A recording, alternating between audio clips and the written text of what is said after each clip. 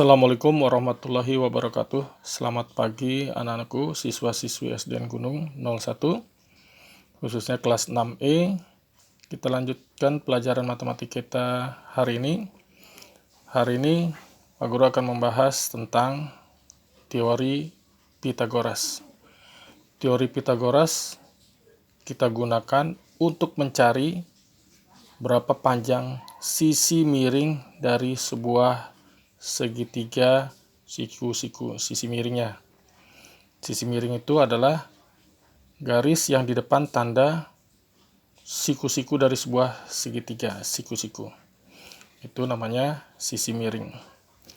Rumus Pythagoras ini hanya bisa digunakan untuk segitiga siku-siku.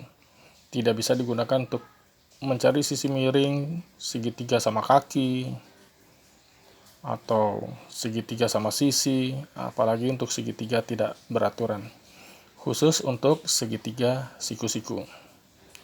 Teori Pythagoras rumusnya adalah A kuadrat ditambah B kuadrat sama dengan C kuadrat. Sekarang kalian lihat kuadrat panjang sisi miring dari segitiga siku-siku adalah jumlah kuadrat dari dua panjang sisi lainnya. Jadi kuadrat yang C sini, yang sisi miring, kuadrat panjang sisi miring dari segitiga siku-siku adalah penjumlahan dari kuadrat panjang sisi lainnya yang tinggi sini dan alas yang sini, yaitu yang A dan B. Untuk mudah memahaminya, kita ke contoh soal. Contoh yang pertama, hitunglah panjang sisi miring. Yang ditanya sisi miring. Ini ada gambar. Tingginya sudah diketahui 20 cm, alasnya 15 cm. Sisi miring yang di depan tanda siku-siku itu tidak diketahui atau yang ditanya.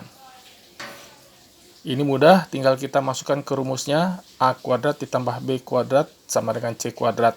Di mana yang A sudah kita ketahui 20 cm, yang B sudah kita ketahui 15 cm. Jadi tinggal kita masukkan ke rumus. Kita masukkan ke rumus. A-nya 20 cm, berarti 20 kuadrat. Sedangkan yang B 15 kuadrat. C-nya hendak kita cari. 20 kuadrat 400 cm, 15 kuadrat 225 cm, sama dengan C kuadrat. 400 ditambah 225, 625 cm, sama dengan C kuadrat. Kalian ingat pelajaran beberapa minggu yang lalu tentang akar kuadrat? Berarti kalau kita hendak mencari C, akar kuadrat dari 625, kita cari di tabel yang kalian bikin beberapa minggu yang lalu. Dapatlah akar kuadrat dari 625, 25 cm. Jadi, kalian tinggal gunakan tabel yang sudah kalian bikin beberapa minggu yang lalu. Itu kalau yang ditanya adalah panjang sisi miringnya. Panjang sisi miringnya itu yang C. Ingat yang di sini A, B, C. Yang di sini A, yang ini B, ini C. Sekarang yang kedua, hitunglah panjang sisi segitiga siku-siku di bawah ini. Sekarang yang diminta panjang salah satu sisinya yang tidak diketahui. Tingginya ada 16 cm, alasnya kita tidak tahu, sisi miringnya kita tahu 20 cm. Ya. Lalu kita masukkan ke rumus. A kuadrat ditambah B kuadrat sama dengan C kuadrat. Di mana yang A sudah kita tahu 16 cm, jadi 16 kuadrat. B-nya kita belum ketahui, C-nya adalah 20 kuadrat.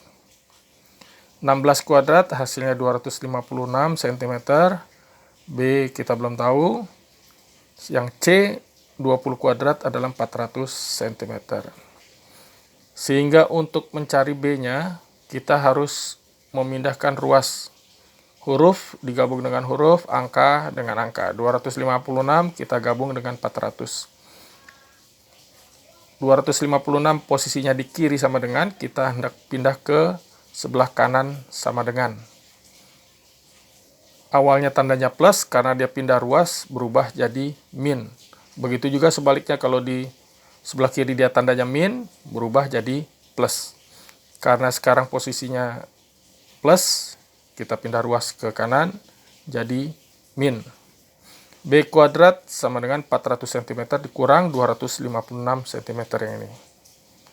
400 dikurangi 256, 144 cm. B kuadrat sama dengan 144 cm. Sedangkan yang hendak kita cari adalah B.